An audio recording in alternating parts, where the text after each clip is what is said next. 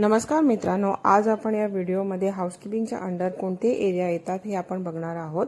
आपल्याला माहित आहे की रूम्स, पब्लिक एरिया, कॉरिडोर हे हाऊसकीपिंगच्या अंडर येतात, पण त्या व्यतिरिक्त अजून कोणते कोणते एरिया येतात ते आज आपण इथे बघणार आहोत।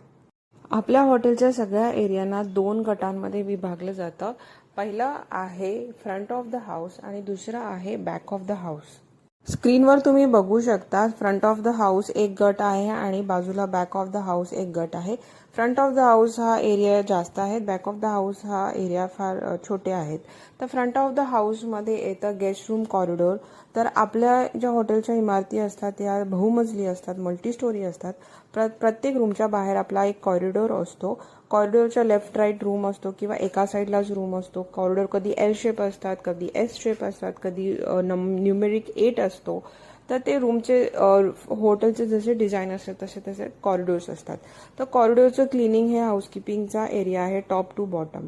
तर क्लिनिंग करताना एक रूल नेहमी लक्षात ठेवला पाहिजे, as a housekeeper, as a room attendant and as a housekeeping professional.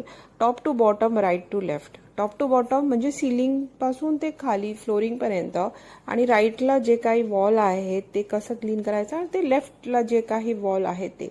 तर या सगळ्यांमध्ये तो सरफेस कोणता आहे, टॉप सिलिंगचा सरफेस कोणता आहे, फॉल सिलिंग आहे का किंवा काय मिरर वर्क आहे का, आणि फ्लोरिंगचा सरफेस कसा आहे, वुडन आहे का, कुठे ग्रेनाइट आहे का किंवा कार्पेट आहे का, वॉलला तुमच्या वॉलपेपर आहे किंवा नुसताच पेंट आहे किंवा वॉलवर पेंटिंग्स आहेत।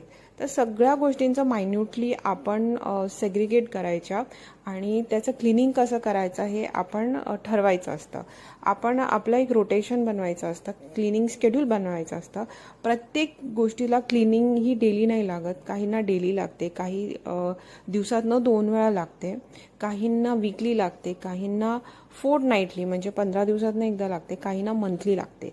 त्याप्रमाणे ते एरिया सेग्रिगेट करायचं, त्यांचे क्लिनिंग शेड्यूल बनवायचं आणि त्याप्रमाणे आपण आपल्या रूम अटेंडंटना असिस्ट करायचं। Front of the house area म्हणजे जो भाग दर्शनीय आहे, जिथे गेस्टचा वावर असतो त्या भागाला front of the house area म्हणतात। आणि जो भाग हा फक्त स्टाफसाठी, एम्प्लॉईजसाठी असतो, जिथे एम्प्लॉईज ये जा करत असतात, त्या भागाला बॅक ऑफ द हाऊस असं म्हणतात। दुसरा आपला पॉइंट आहे लॉबी। तर लॉबी आपल्याला सगळ्यांना माहिती आहे, तो एकदम दर्शनीय भाग असतो।